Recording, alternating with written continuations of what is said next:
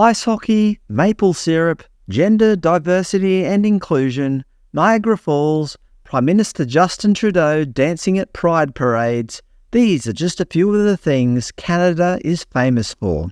But increasingly, Canada is becoming famous for having an incredibly and increasingly low fertility rate. Here's the latest data from Statistics Canada. At a current rate of 1.33 births per woman, what is a woman? Canada doesn't know. But one thing that is clear, this is the lowest total fertility rate in more than a century. It's the lowest on record. Some might call this a crisis, right? How do you think Prime Minister Justin Trudeau is dealing with this? Well, in a recent tweet, he said, "Women should be free to choose the contraceptives they need without cost getting in the way. So, we're making contraceptives free." Look, I'm not here to debate whether contraceptives should be free or not, but when your birth rate is plummeting, is this the right course of action? Making it easier for people to prevent pregnancy? This can only have one result, right?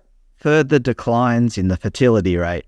There's no way this would result in the opposite. It can only result in a fertility decline. I'm not suggesting that Justin Trudeau is intentionally trying to reduce the birth rate, but what else will this logically result in? Of course, when he says contraceptives will be free, he means the taxpayer will fund people's contraception. Perhaps a more accurate tweet would have been, "All Canadians will now share the cost of birth control for those who can't afford it." Obviously, nothing in Canada is truly free, except perhaps the cold. Some cynical people might suggest that Trudeau's announcement for free contraceptives could be translated as, "We want women to work and not have families." Despite the dramatic fall in the fertility rate, the population of Canada has been rapidly increasing.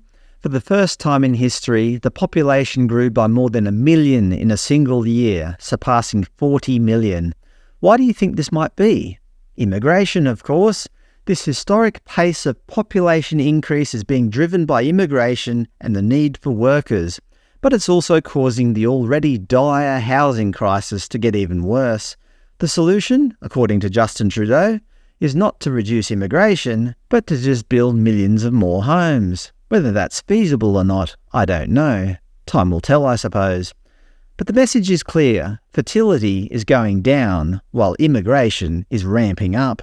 I don't know if this is what Canadians want, but that's what's happening in Trudeau's Canada.